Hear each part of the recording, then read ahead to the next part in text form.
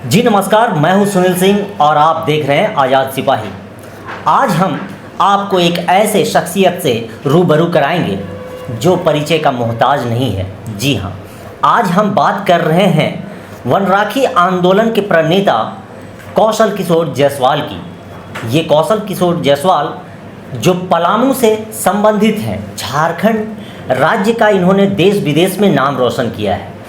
यही नहीं, एनसीईआरटी के बुक में भी इनकी बातों को पढ़ाई जाती है और यही नहीं, यूपीएससी की एग्ज़ाम में भी इनके प्रश्न पूछे जाते हैं। तो आज हमारे साथ कौशल किशोर जी हैं और सीधे हम इनसे ही बात करते हैं। कौशल जी, बहुत बहुत स्वागत है आपका आज़ाद सिपाही में। जी बहुत बहुत धन्यवाद। कौशल जी, आप ये वनराखी आंदोलन जो मुहिम छेड़े हैं, इसकी आपको किस तरह से प्रेरणा मिली कि आप ये आंदोलन, इस मूवमेंट को चलाएं? सर जी, 1966 में पलामू में देश भर में बहुत महाअकाल पड़ा। खाने को अन्न नहीं, पीने को पानी नहीं, कई दिन भूखा भी सोना पड़ा, बहुत लोगों को सोना पड़ा। और उस समय संत विनोबा भावे हमारा जन्मभूमि पंचायत डाली के बगल में तिलारी है, वहाँ आए थे। हमारे देश के प्रधानमंत्री इंदिरा गांधी भी लोहड़ा में आए थे कि अकाल से कैसे लोगों को जान बचाया जाए। बाद में फिर अमेरिकी जनता के भेंट दूध दरिया आया, तो उससे हम लोग खा करके किस तरह से जीवन को बचाने का आगाज़ किया। और उस समय हमारे माँ पिताजी स्वर्गीय मोहनलाल खुर्जा, माँ पार्वती देवी ने ग्रामीण से बात कर रहे थे कि लगता है जंगल, पहले जंगल फॉरेस्ट वन विभाग नीलाम करती थी, तो ये लगता है कि जंगल कटने से लगता है कि अकाल पड़ा है। और उस बाल अवस्था में हमने सुना तो लगा कि दोबारा ये पानी का समस्या और अन्न का समस्या पैदा ना हो। तो 1967 में हमने चलाया जंगल बचाओ जंगल लगाओ अभियान चलाया और अपना निजी भूमि पर 7.72 एकड़ पर पौधा लगाया। इसके बाद हम लोग धीरे धीरे गांव की ओर बढ़ने लगे, किसान को प्रेरित करने लगे कि आप भी पौधा लगाइए, क्योंकि ये आपका वृक्ष खेती या काल सुखाड़ का भय नहीं है और फिक्स डिपॉजिट की समान है। आप जंगल लगाइए ज़मीन पर, आपको आर्थिक लाभ मिलेगा, पर्यावरण का लाभ तो मिल भी करेगा, गाय के साथ बच्चा मिलता है। लेकिन उस समय लोग कहता था कि नहीं, ग्रामीण कहते थे ज़मीन पर हम जंगल लगा देंगे रेती भूमि पर तो सरकार हम लोग के ज़मीन ले ले, क्योंकि फॉरेस्ट विभाग उस समय जंगल की नीलामी करके जंगल कटवाती थी। तो हमने लगातार लोग कहीं कहीं भाषण दिए शिविर में, तो लोग कहा कि बाबू 1 घंटा से गछे पर हुआ भाषण देवे थी।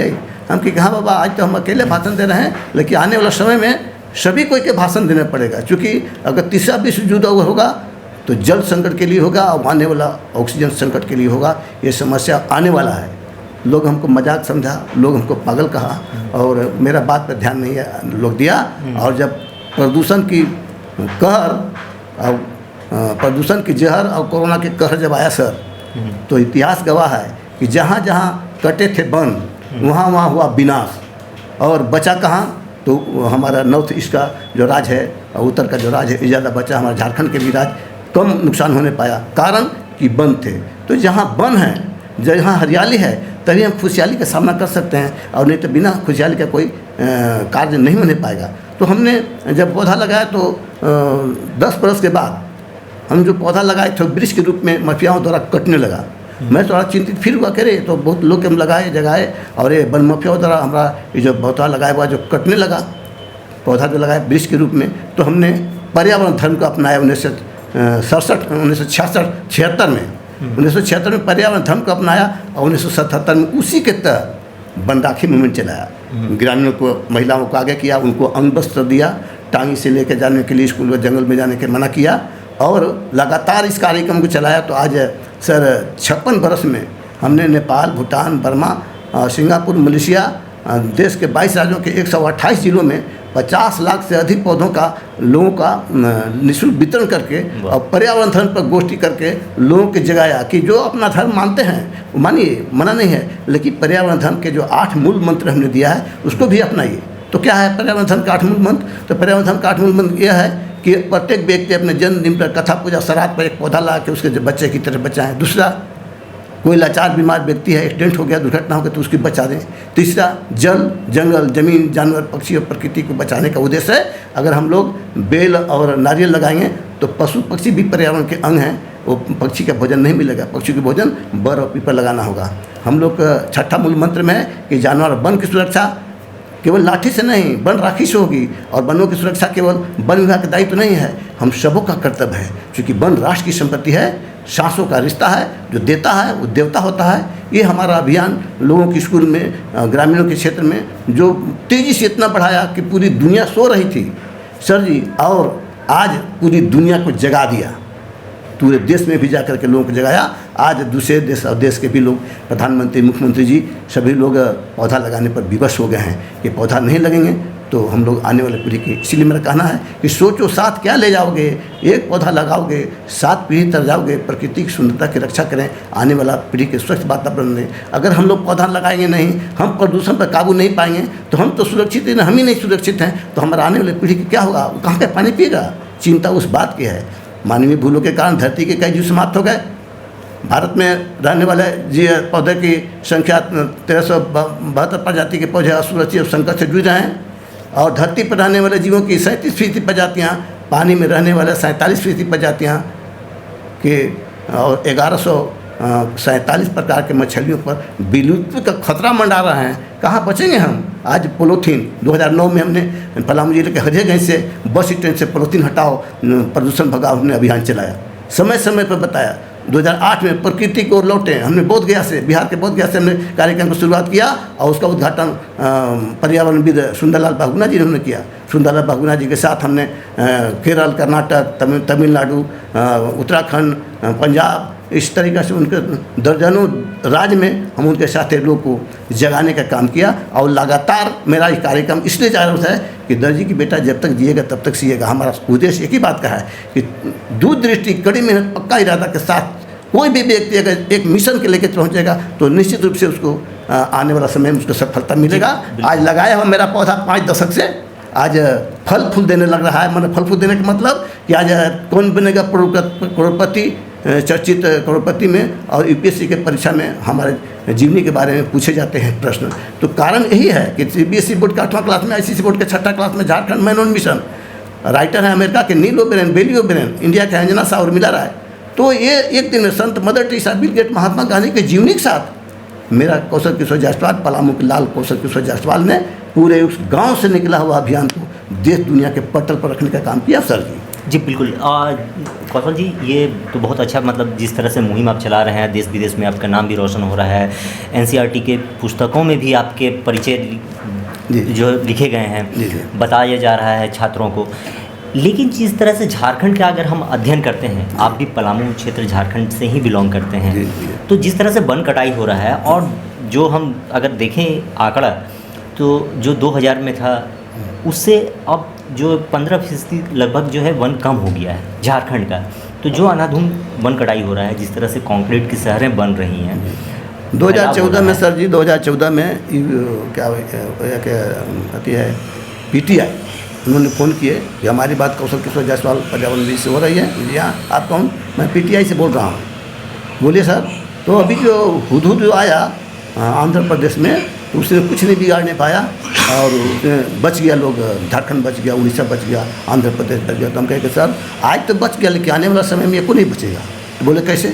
जो कि जिस तरीक़े से माइनिंग हो रहा है, पहाड़ के पहाड़ सब साफ हो रहे हैं, तो माइनिंग होंगे सर, तो जो जब 180 की स्पीड में उन्होंने आकर के जो टकराया हिम्मती, क्या बोलते हैं, विशाखापट्टनम पहाड़ी क्षेत्र से, तो वो जो है पहाड़ी क्षेत्र से टकराया तो पहाड़ जो उसका ताकत को तोड़ दिया। जी बिल्कुल, पहाड़ को तोड़ दिया। उससे क्या हुआ कि वो जो तूफान जो है हमारा उड़ीसा और झारखंड में नहीं आने पाया, इसीलिए बच गया। बोल के थैंक यू सर। लेकिन आपने बताया कि आने वाला समय में को नहीं बचेगा, तो हम कहे कि ठीक है सर। मानिए जिस प्रकार से पहाड़ सब खत्म हो रहे हैं, प्रकृति का पहाड़, अब मानव का पहाड़ 5 तल्ला 10 तल्ला बिल्डिंग तैयार हो रहे हैं। तो ये जो आएगा आने वाले समय में हुदहुद, तो ये पहाड़ जो प्रकृति तो रोकने वाला खत्म हो गया, तो आने वाले समय में ये सब नष्ट कर देंगे मकान को। इसके लिए क्या कुछ सुझाव देना चाहते हैं सरकार को, राज्य सरकार को, केंद्र सरकार को, कि किस तरह से इसकी हिफाजत की जाए, पर्यावरण की सुरक्षा की जाए, वन की हिफाजत की जाए? वन की हिफाजत के लिए सर, वनों की सुरक्षा केवल वन विभाग का दायित्व नहीं है, हम सबों का कर्तव्य है। क्योंकि वनों की सुरक्षा केवल लाठी से नहीं, वन राखी से होगी, ये मेरा ये उद्देश्य है। और लोगों को मैं इस बात कहना चाहता हूँ कि नीति निर्धारित करता कालिदास बन बैठे हैं। जिस प्रकार से कालिदास अपना ही जिस पेड़ पर बैठे थे उसी पेड़ को काट रहे, उसी प्रकार से हो रहा है सर।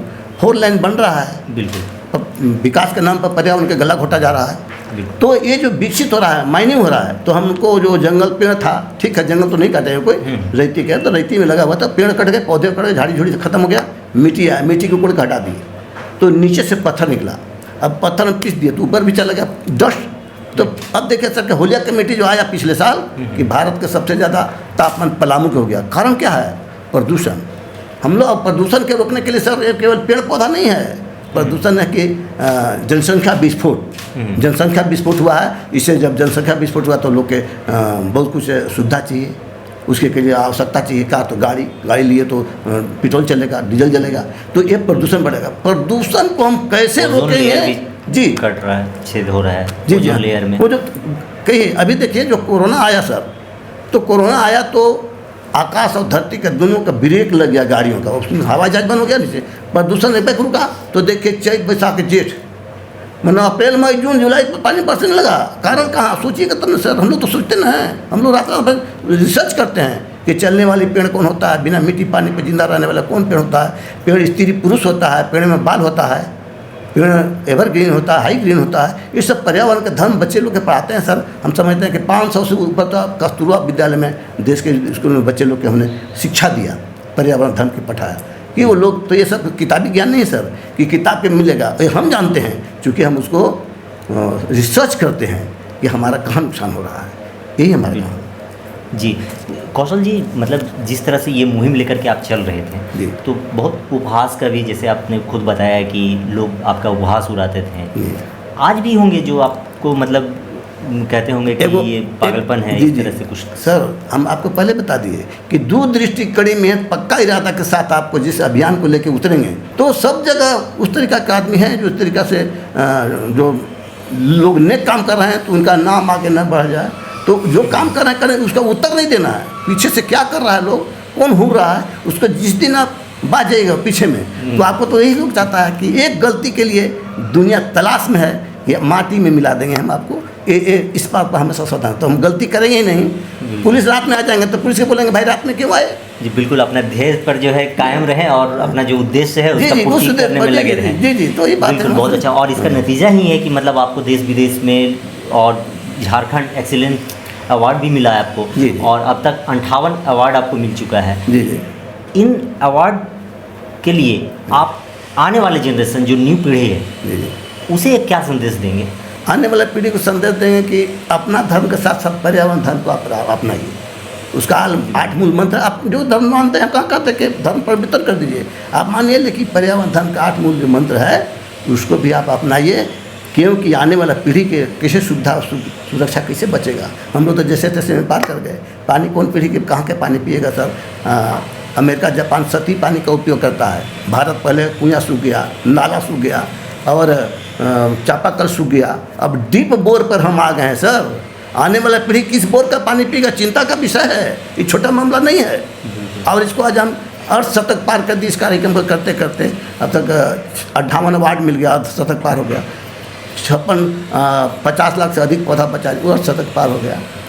और 108 जिलों में जाकर के 128 जिलों में हमने जाकर के लोगों को जगाया, शतक पार कर दिया।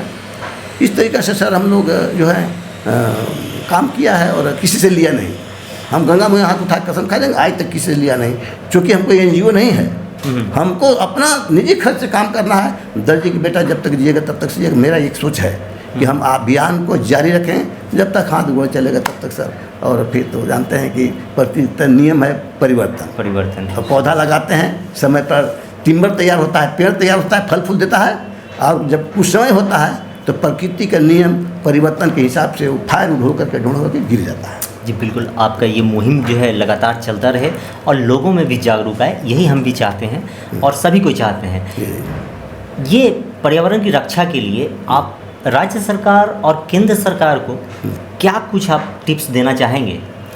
हम राज्य सरकार और केंद्र सरकार के कहेंगे कि जो नीति निर्धारित होता है एसी में बैठ कर, राजधानी के एसी में बैठ करके, उस क्षेत्र के गांव के लोग को जिस काम करना है, जो योजना बनाना है, गांव के लोग के लेकर बनाएंगे तो ज़्यादा सक्सेसफुल होगा।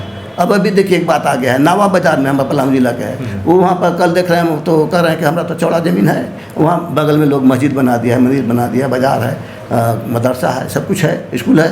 तो कह रहे हैं कि यहाँ तो हमारा है, इसीलिए बाईपास नहीं ले जाएंगे। किसी बात पास नहीं ले जाएगा, वो मंदिर मस्जिद तोड़ने लगा लोग। क्यों तोड़ने लगा लोग? आपके बगल में ज़मीन उसको बना दीजिए।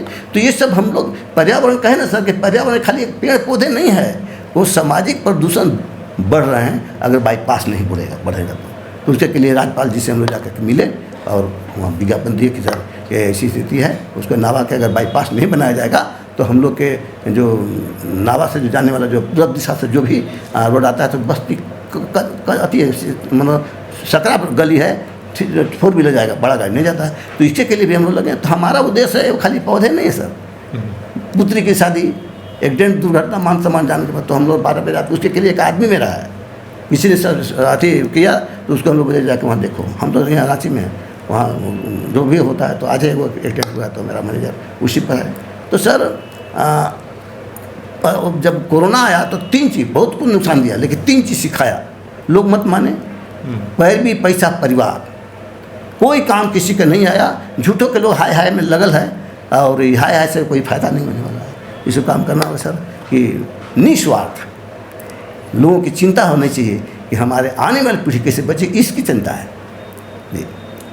बहुत बहुत धन्यवाद हमारे साथ बात करने के लिए। तो ये थे कौशल किशोर जायसवाल जी, जिन्होंने साफ तौर पर कहा कि पर्यावरण ही सच्चा हितैषी और सच्चा दोस्त है आपका, बाकी परिवार, पैसा, शोहरत ये कुछ नहीं है। तो आप बने रहिए हमारे साथ, देखते रहिए आज़ाद सिपाही। धन्यवाद।